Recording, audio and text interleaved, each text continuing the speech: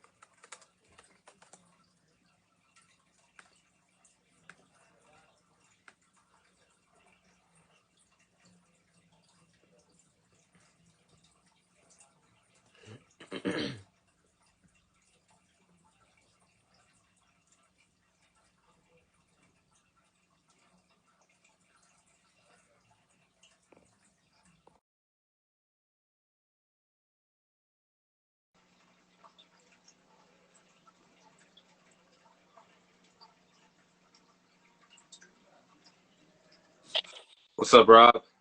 That's good. How's it hanging? Not much, man. Not much. There you go. Yeah, I think I just talked to Kurt. I asked him again if he was coming on. He said he's busy, so um, he can't. And I don't know where the heck Fred is. I have no idea. Yeah, I texted him. He said he was busy, so I just said it's all good. So it'll just be me and you. Okay. But yeah, we can go ahead and get started then. All right. Hey, guys. Thanks for watching. Thanks for listening. This is your host, Thomas Tyree from Onthehop podcast. Today, this could be episode 150 for you guys today. I'm joined by my co-host, Rob Sarasulo.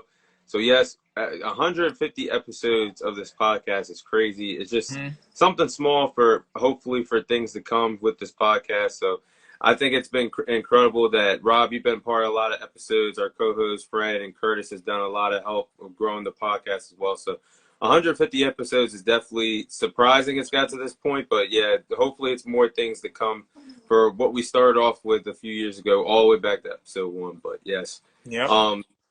Yeah, so this is going to be episode 150. We're going to be sharing our thoughts on the March Madness tournaments. Rob, which tournament did you think was more enjoyable this year? The men's March Madness tournament or the women's March Madness tournament? I mean, honestly, I think I would say the women's just because of just how dominant Caitlin Clark was the entire tournament. Like I feel like in the men's league, I didn't really see I don't know. There's no one that really stuck out to me like crazy. I mean, I saw Zach Edey play, and he did have a lot of points, but I knew from the second I saw their game plan that they were going to lose that game. Just I feel like the margin of victory in the men's basketball was like an average of like 14 or 13 for every game. There's a couple of close games, but a lot of them were not that close. I mean, um, you know, I just feel like there was no buzzer beaters this year in the men's. I don't know if there's one for women's, but I just know that the men's don't have a buzzer beaters because I bet on it, and nothing happened. So, I figured that was kind of a lock pick, honestly, because I feel like every year we've seen a buzzer beater or two at least. Yeah. But I mean, I feel like this year, it wasn't as good as it usually is. That championship game was close for a little bit, but never that close. And the women's had some good games. Like the championship game was a good game. It was a very close game. So, and I feel like it's done a lot for women's sports in general, women's basketball in particular. Brought more attention to it. I feel like not as many people were talking about it like 2 years ago and prior. Before the last year or two with Caitlin Clark and Angel Reese from LSU, their beef and everything. That's kind of what sparked the interest. I feel like, and it's cool to see that because you definitely want more attention for that. WNBA like salary versus like an NBA salary is like 0.1% or something crazy. Because I know, Hmm. even the best women's basketball players are making, not even 200K, 300K. So it's crazy. So hopefully it brings more viewership and more attendance to WNBA. I feel like it's already been doing that, obviously for women's college, but hopefully it translates since all the the people that were brought to the most attention are going to be in the WNBA. So um, yeah. Yeah. Yeah, Rob, I agree with you. I really feel like the women's March Madness was definitely more entertaining than the men's this year. And that's crazy because up until this point over the last few years, like I agree with you. I'd never pay attention to women's college basketball.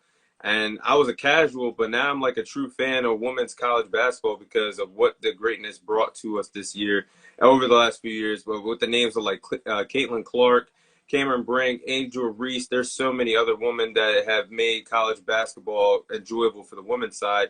And they changed my view on women's basketball now because now I'm going to be looking forward to the WNBA season now.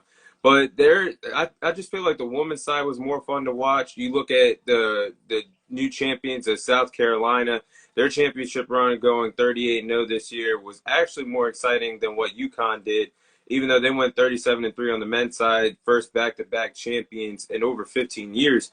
And the viewership didn't even lie for this game because the women's championship game got 18.9 viewers, and then the men's game only got 14.8 million viewers last night. So that speaks volume that the women's game is truly changing. A lot more people are paying attention to it. Mm-hmm. So I'm happy for the women over there, and I hope this continues for women's college basketball because they deserve it. For your point, I didn't even know they get paid that little, like under 200,000, which is pretty crazy for any athlete's salary. Especially being at the highest level you could play at for women's basketball, I think they deserve more, for I'll sure. look up I'll look up the average WNBA salary right now, and I bet you no more than 150K. That's crazy. I was literally, oh my god, I'm nice. 147,745 is the average 2023 WNBA salary as of April 2nd, 2023. So about a year ago. So, um, you know, it, it's pretty accurate, I'd say. Yeah, yeah, they definitely deserve more for that. And I know that the WNBA, I think off the top of my head, I might be wrong, but I think they have only 12 teams in the league, six on each side, each respective conferences.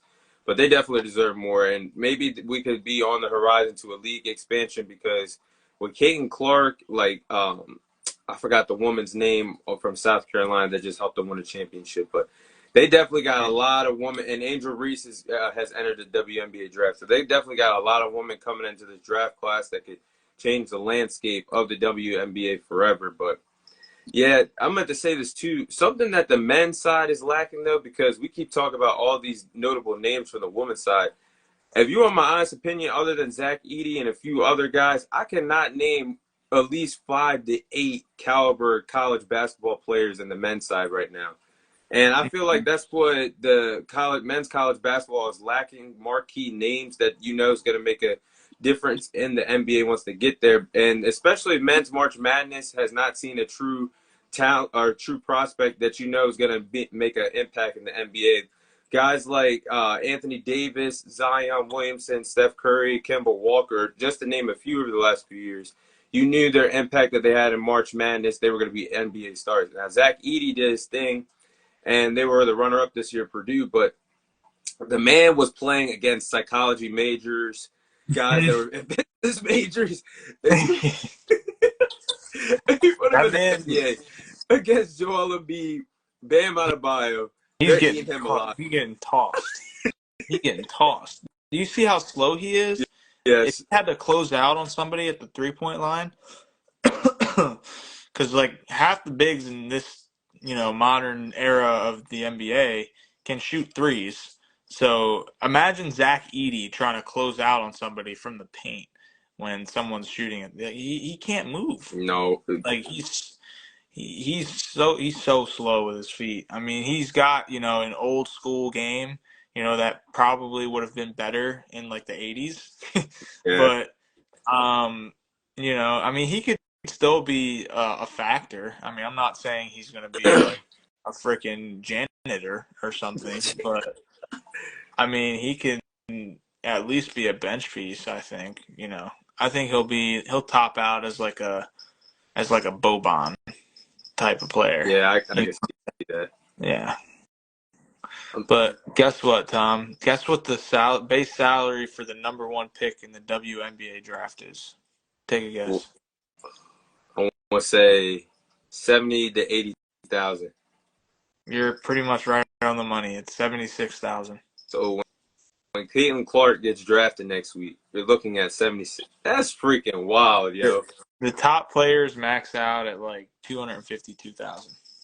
That's like max deal players. And a lot of them, for years would play overseas to pretty much mitigate, the fact they're not making that much. But Brittany Griner like refuses to do that, obviously, because of what happened to her Yeah. over in Russia. But That's actually really crazy, though. But yeah, yeah. One thing I want to say about Zach Edey, though, I think he is good. He might end up being a top 15 pick in the NBA draft, but that's a big yeah, mistake if you do that. yeah, I'm not good. Somebody's gonna take a chance on him. Somebody in the top 15 is gonna take a chance on him, but he has a lot to work on. Like his footwork, he's just too slow. Like Victor Wembanyama, that's dog food to him. Victor is smaller than him, but he would absolutely cook that Yeah, man. That man would not Holmgren stand a chance. is another name that's a little smaller at the position too. I think that so he's got a lot of work to do before he's gonna get drafted. But when he gets there, that's a project. It might take a few years if he can reach a high ceiling, but definitely for sure he's gonna have a lot of work to do. Mm-hmm. But yeah, He will. we're gonna move on to the next segment. Uh, Rob, what are your thoughts on Bronny James declaring for the NBA draft? It's a mistake, man. I mean, it's a pretty easy answer. It's definitely a mistake, especially with, what he went through with his, didn't he have a heart attack or something on the Yeah, court? yeah, Yeah, during practice. So, like, that's a big reason why, he was probably brought along slowly and didn't play that often, only averaging like 5 points a game. He's still young, so I don't know why he declared for the draft. I feel like, his dad might have something to do with it.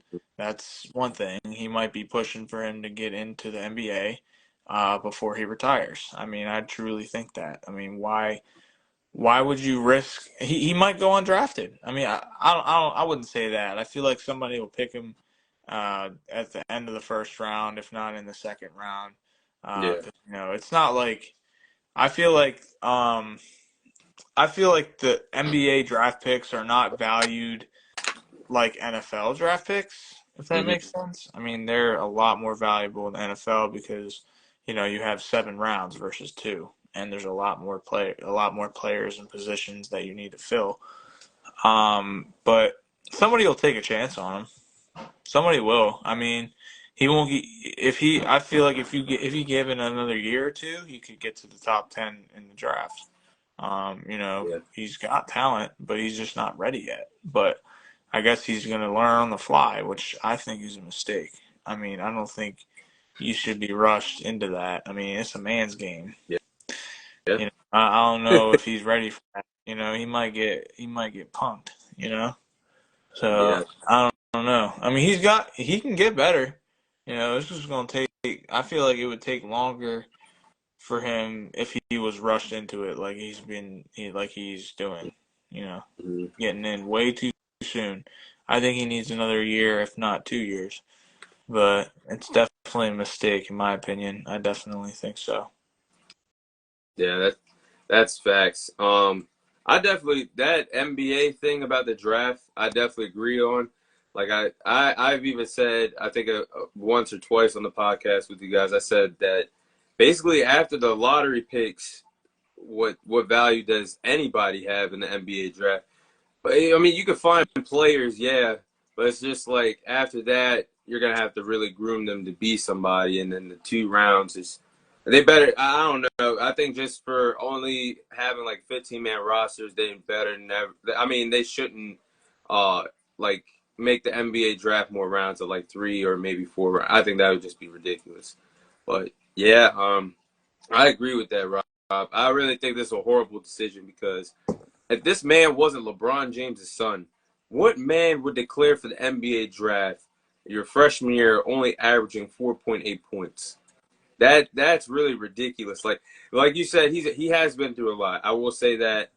But the fact that he was not a starter at USC, that's not known for a basketball school, and you're playing in the Pac-12 conference and you're only averaging 4.8 points per game, that does not show me that you're even second round material for the NBA draft. But I agree with you. Now, the story with it, I did see that he is declaring for the draft, but he also has that fallback option if he decides to go. It's weird. Like he declared for the draft, but he's also in the transfer portal. I think his best bet would be to fall back in the transfer portal because you have the LeBron, you have James as your last name. Somebody's going to want you to come to that program and see what Mm-hmm. you can do. But I think that's his best bet. Just go in the transfer portal, maybe stay for 1 more year. And I don't know if this is a stunt for him to get drafted as quickly as possible because LeBron has said over the last few weeks that he does not have much time left in the NBA. So maybe this is him trying to play with his dad before it's all said and done. But once you get in that NBA draft, there's no going back. You can't go back to college basketball and play. You declared. So he really has to think. I think he should have thought more about this choice. I really hope he considers going into the transfer portal rather than playing alongside his father. Because, yeah, you can play alongside your father, but whether it's the Lakers or anybody, wherever they play at, once LeBron James is gone, you only average a 4.8 points a game. You're out of there. You are Mm-hmm. definitely off the roster if you continue to do stuff like that. But it also reminds me of like Giannis plays for the Bucks. I don't know which brother has been a part of the Bucks team for this long. Thanasis. Yes, and you He's never garbage. see you never see this man play. I feel like I've seen highlights on TikTok, and that man is so bad at basketball. I don't know how he's on the team still or why they keep him. I guess for cheerleading purposes. I don't know. Maybe. I mean, keep the seat warm, get him some water, you know, uh, fill them Gatorade jugs up. But other than that, what the hell is he doing there? Why is he getting paid NBA money? that's why Just that's why I feel like would be the same thing with Bronny if he came out right now and I feel legit. like he would be better than that man Thanasis. Like that man Oh is no, terrible. yeah, he would definitely be better. But in terms of okay, why are you on this roster? I feel like that would be the kind of mindset if Bronny, especially on the Lakers. Now that I don't know how this is gonna play out, but yeah, for sure, he definitely needs to stay in school. At least I think he needs to stay at this level until you can show me you can at least average like 8 to 11 points per game. Then we could talk about the NBA draft and things like that. Yeah, I feel like that like 10 mark is that sweet spot for sure. I feel like if he could just continue to work on his game, you know, I feel like he's probably not him the way he was before he had the heart attack and everything. I feel like that kind of thing takes a long time to get back into form. So, he's only hurting himself. I mean, good luck to him. I mean, I hope he does well regardless of what he does because I do like LeBron and I think he's the best player to ever graze the hardwood. But, you know, um, I do think it's way too soon.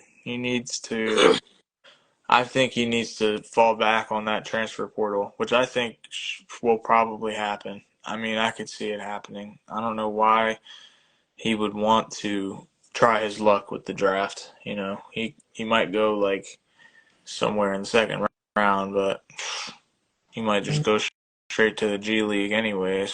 So Yeah, That is true also. Thank you. Mm.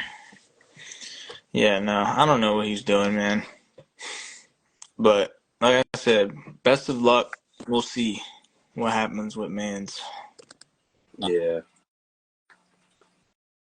All right, so we're gonna move on to the next segment. We're gonna be sharing which teams are the biggest threats to the Boston Celtics and the Denver Nuggets in the NBA playoffs. So the reason why I picked the Celtics and the Nuggets is because I feel like these are the teams to beat in the respective conferences for the playoffs. I think these teams are going to be the hardest. So, Rob, in the East and the West, which teams do you think can dethrone the Celtics and the Nuggets? I feel like the East, it's a little more lopsided. I mean, the Celtics have shown that they're probably the best team in the NBA. Mm, You know, and it's such a large gap between first and second. Like everyone second through like seven in the East is like around the same record. And the Celtics are like 10 games in front of second. So, I mean, not that the regular season matters, all that much, but that being said, hmm, I would say, damn, it's hard to see anyone beating the Celtics in the East. It really is. yeah, Excuse me. But I'd say a couple of teams I would say is probably I don't see the Bucks beating them at all. I see the Cavs could threaten them a little bit. They have a good team. With their scoring ability and the offense they have, and they're a good rebounding team. The Knicks, not even being biased, I think that our we have one of the best defenses in the NBA. I'm pretty sure it's top three or top five in the NBA. And the way that Brunson has been playing, it really sucks that we don't have Randall, but um, at the same time, I feel like we'll definitely, put a fight up against them. We're not just going to lay down against them because I'd say one of our rivals, honestly, is probably the Celtics. hmm I think we play them not tonight, but the next game we play the Celtics. So I'm excited to see how they do. But that's a damn good team. Another dark horse one. Mm, man, oh man, I don't see the Magic beating them at all. I think they're gonna be a Okay. first round exit. I don't see the 76ers doing anything. I could see the Pacers putting up a little bit of a fight just because how fast paced they play. I mean, I hmm feel like that's a dark horse team to make a little bit of a run. Um, you know, I don't really want to play them in the first round, to be honest. Who So the like, Pacers? if we get third seed, then we're probably gonna play them as the sixth seed. The Heat, I'd say the Heat could also put up a fight. I mean, I don't know. I feel like y'all aren't as good as you were last year, but at the same time, Same spot. Same spot. Terry Rozier, it was a good pickup. Definitely an upgrade over Kyle Lowry.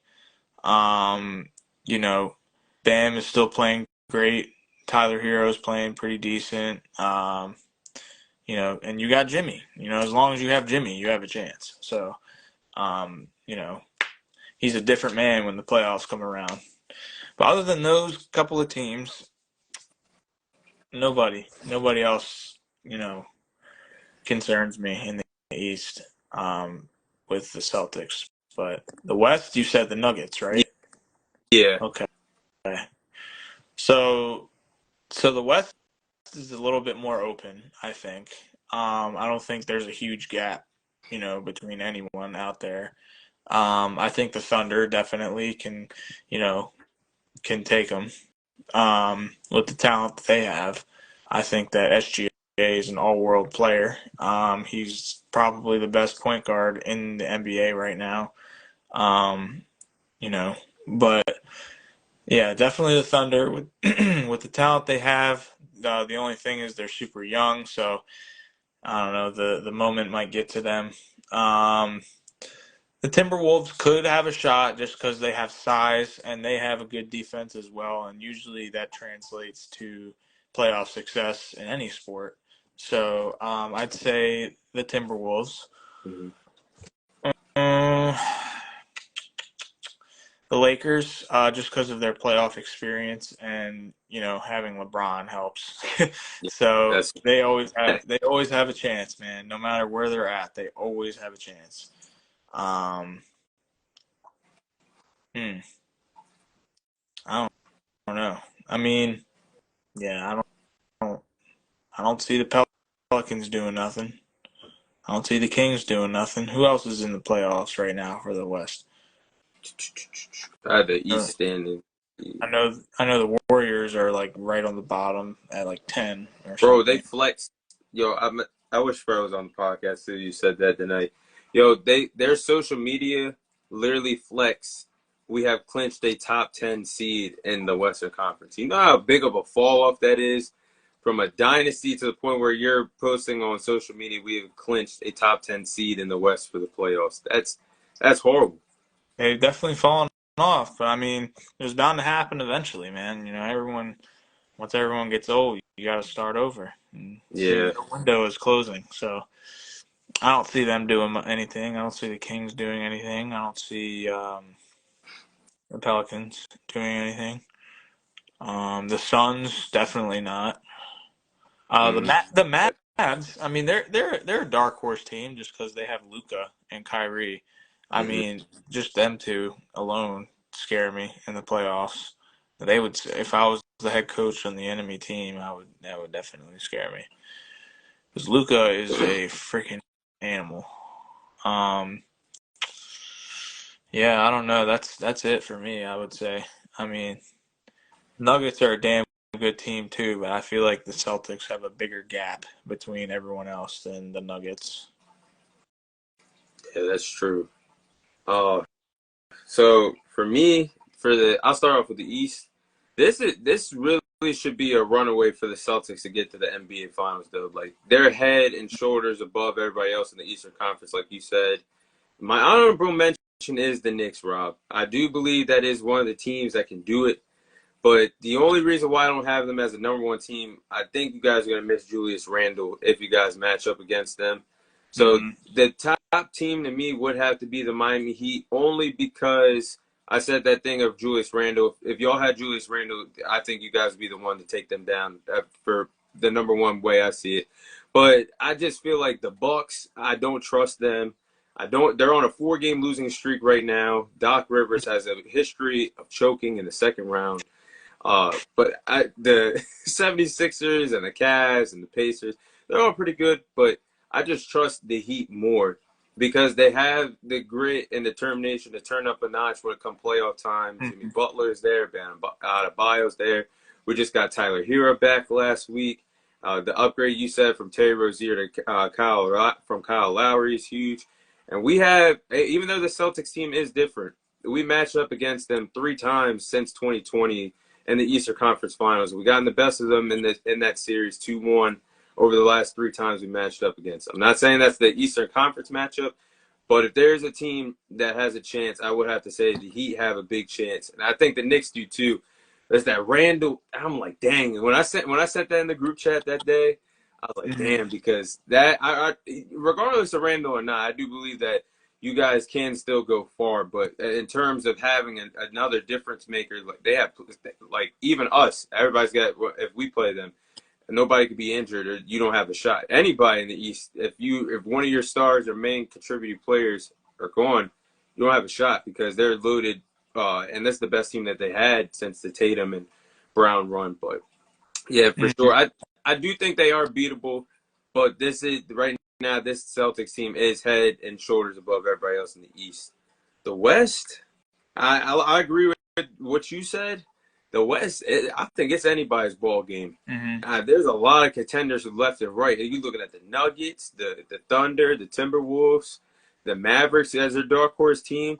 But I cannot sleep on this Lakers team, man. I feel like even though the Nuggets have their number, but how things could play out in the West, I think this Lakers team, if they make it out of the play-in tournament, which it looks like they're going to be in, and they end up playing OKC or the Timberwolves, I'm not saying it's going to happen, But with them being inexperienced compared to LeBron and Anthony Davis in the playoffs, they could be on upset alert if one of those two teams match up against the Lakers in the first round. Mm-hmm. I would like their chance. I would have to lean towards them in a 7-game series because I really, if the Lakers match up against one of those teams, it remind me of how the Warriors matched up against the Kings last year, a young, inexperienced team against guys that know what to do, and it could happen like that. Go to 7. They swing either way if they play in one of them. Or nobody else in the West. I mean, OKC and the Timberwolves to me like scream like volumes to taking down the Nuggets. But like the Suns, I agree with you. They have no depth. You're gonna burn out Kevin Durant and They're Devin Booker again, done. They're cooked. asking them to play 40-plus minutes a game in the playoffs. You're going to have no shot. And Bradley Beal has been, I mean, I wish the best for him, but he's been like an on and off switch out of the lineup and out with injuries this year. They don't have enough depth to swim within deep waters with all those teams in the West that have depth like the Clippers or the Mavericks or all those other teams that we just mentioned. So definitely for sure, those teams are at the top for me. The Heat and the Lakers that are throwing those teams. I would say Knicks is right behind the Heat for me. And I would say in the West, probably OKC. I do agree that they, even though they are inexperienced, they can put up a fight with that Nuggets team for sure. Oh yeah. But I don't know. Jamal Murray is still hurt. I mean, I haven't watched him. The last time I Oh watched him, yeah. a week ago against the Clippers. I don't know if they have a time frame for him to come back. Let me look that up real quick. I didn't even know he was hurt. To be honest, that's big. Yeah, he's hurt, and their bench is like not produced. So if anybody could go down, it's definitely um, them right now for sure. Let's see the Jamal Murray injury report. Let me see. Oh, they have a game tonight against the Jazz. Oh, he should come back. He should play today. But yeah, they did not have him for a long time or for a little bit. And their bench has not played pretty well either over the last few weeks. Their bench actually was one of the reasons why they actually made a run last year. So maybe Reggie Jackson can step up for them. If not, I think that even makes the gap even close even more in the West because you have a chance to dethrone the reigning defending champions in the Nuggets.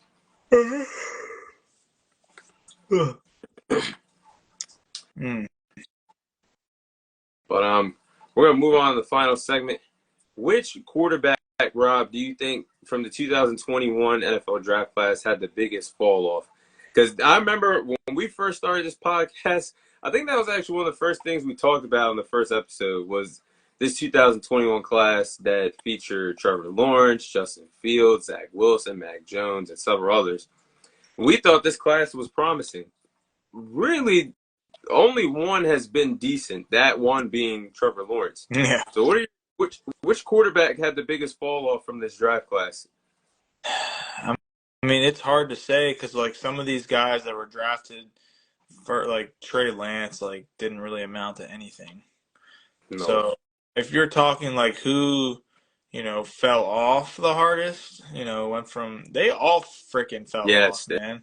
it's They hard to choose all did. all the Trevor Justin Lawrence. Fields is now a backup for Russell Wilson for now. Trey Lance has started maybe like 2 or 3 games. Zach Wilson is like basically a janitor. Um, Mac Jones is trash as well. I mean, didn't he signed in Jacksonville, right? He got traded for a Or he got bag of shit. traded. Yeah. So he's the backup to the number 1 pick, Trevor Lawrence, which is Yeah. crazy. Um, Kyle Trask. I mean, none of these guys really did shit. I mean, Davis Mills started a season, but he was never good. So he falling off from being butt like so.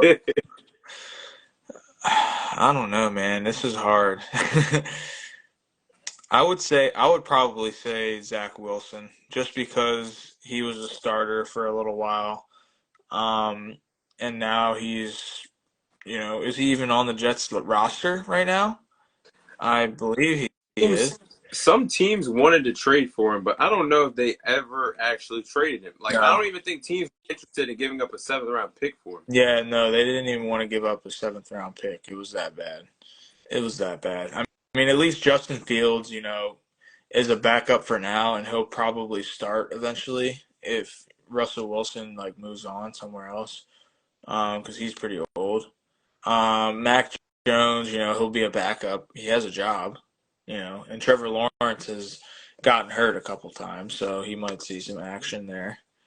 Trey Lance never really fell off from anything because he started a few games and that was it.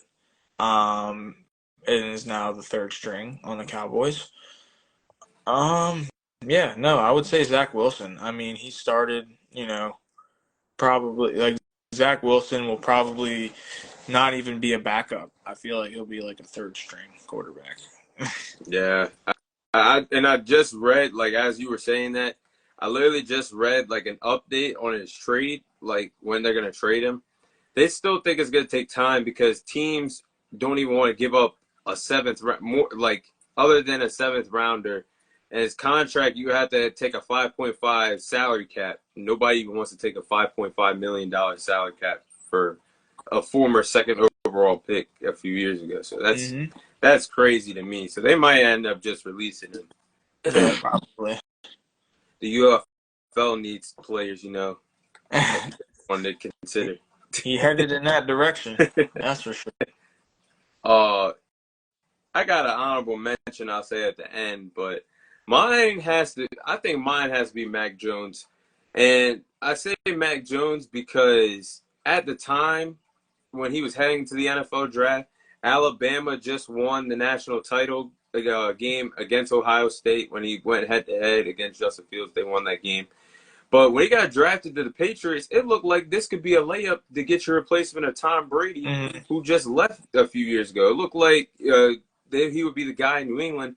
3 or 4 years later, he had a huge fall off. I mean, you could see after his rookie season, his games it started to decline, and he ended up regressing year 2, year 3 after his rookie season. And at one point, he had the Patriots at 8-3 in the 2021 season with the #1 seed in the AFC. Now they didn't get it, and the rest is history. But a lot of people believe that this man was a threat his rookie season. Then the second year we knew the fall off. The third season we knew the fall off. I don't even know if he was the best quarterback on the New England Patriots roster between him and Bailey Zappi at that point, because the man became a turnover machine. Like we just talked about, the man was traded to the Jaguars for a half-open bag of potato chips. Nobody wanted anything to do with him. So Mac Jones fall off. Literally, and the fact that he is now Trevor Lawrence's backup, who was the #1 overall pick in that draft class, Mm-hmm. that's a slap to the face to me. So that's crazy that his fall off just came full circle like that, for sure. That's a good point. Because I mean, Zach Wilson, like, I feel like a lot of people saw bust written all over him, like, from the get go. But with Mac Jones, like, I didn't think he was ever going to be that good. But I mean, in that system, I could see it. And, it was widely thought that, he would actually be a decent little starter that would, get the short passing game going and the intermediate, like, between the hashes type of deal. Yeah. But yeah, no, that's a good one. I mean, yeah, I might have to agree with you, Tom. I mean, it's like Zach Wilson, like, even though he was a second pick, I feel like a lot of people were calling it a mistake to begin with. So Bro, I was really a believer in that man. I don't know why, but I did not believe in that man at all. that's why I watch pro days still, but after his pro day and being fooled, I should have knew from the get go. Throwing on air, you could throw on air. Yeah, we can. Me and you could throw on air still to this day, but it's different when in live action, especially in the NFL when you only have like 2.5, 3 seconds to really get rid of the ball. I don't know Hmm. why I thought that man was gonna be pretty good, but yeah. Another play, I like the Trey Lance. You mentioned Trey Lance. Trey Lance was actually my honorable mention because it goes down. That Dolphins and 49ers trade has to go down as one of the worst in NFL history because the Hmm. 49ers moved mountains to get that third overall pick that year. And in that process, the Dolphins, those draft picks ended up turning into Tyreek Hill, trading for Tyreek Hill, drafting Jalen Waddle, and trading for Nick Chubb from the Broncos. So those three guys for basically Trey Lance, that's a steal, and that has to go down as one of the worst trades in NFL history for the 49ers sake. But Trey Lance, man, if you look at everything that the 49ers have done with that roster, and they have Brock Purdy, he really should have been what Brock Purdy is doing on a rookie contract, taking your team to the Super Bowl, being that guy in Kyle Shanahan's offense. It Hmm. never happened. Like the man only started, like you said, 2-3 games. The man is now a third string quarterback on the Dallas Cowboys roster. He didn't even play a snap last year for the Cowboys. So the fact that it was never entertained for him to ever take Dak Prescott's spot and it ended up like that, he definitely has to be mentioned as well. That's true. That's true. The 49ers did go all in on that man, and luckily it worked out with the last pick in the draft after that. But you know that is crazy because I was fooled by I thought he was going to be good. I thought Trey Right? Lance. I did too. I thought he would have been the best quarterback in the draft at the time, which is not true at all. But Now you think about it, maybe they could have. Maybe Kyle Shanahan could have really turned Justin Fields into like a stud because he was there at 3, but they passed up on it for Trey Lance. mm, maybe. I mean, I don't think that Justin Fields is as good as Brock Purdy at all. I mean, No, yeah, that's they true. have two completely different games, and you know, Brock Purdy's very precise, and his timing is great. Doesn't have the best arm, but he can slide in the pocket a little bit. He's got an accurate arm. He's pretty damn good. And I can see him being good for a while. So, That is especially with the type of game he has, it's very safe. Very efficient. He's not no game manager. I wouldn't say he's a game manager, but he's definitely like if you could call a game manager elite, he would be an elite game manager. If that makes I don't know. yo. He's probably the best game manager we got in the league. One of them, you know, just Yeah, man, because how he pretty moves the good. ball. I mean, he makes smart decisions, doesn't turn the ball over, has accurate throws, doesn't have a ton of zip on the ball, but he gets it there and he puts it in the right spot. So, and he has a winner mentality, which is the best thing to have of anything of a quarterback, regardless of what you can do physically.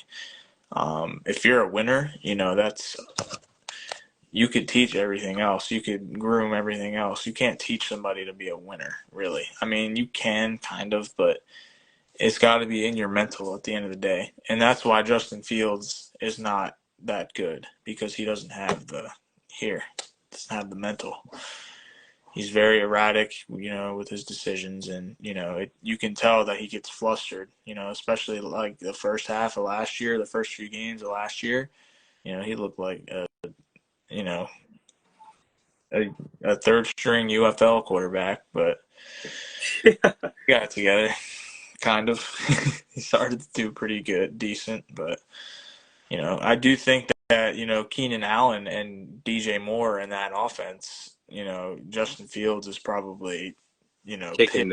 that he's not there anymore. So, Yeah, um, and they got DeAndre. I mean, DeAndre Swift, I think, just really looked good behind the Eagles' offensive line. But that is an upgrade of what they had at the running back position from last year. mhm.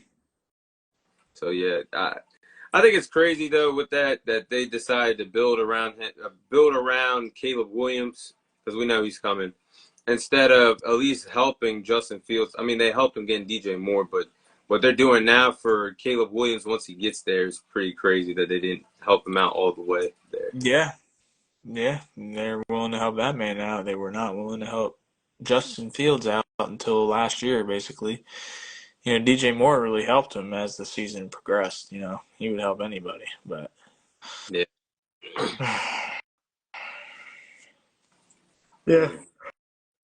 I don't know what we're gonna do at quarterback. Oh man. Who the hell knows You already know anymore? what you're gonna do, JJ McCarthy. No, no, no. Stop it Like now. he might be at this point. All the mock drafts I keep seeing leading up to the draft now, a lot of people think he's gonna be like a top 5. So you guys might just draft something else at 6. The only good thing that I think he has is I think he's a winner. Um, he won the national championship.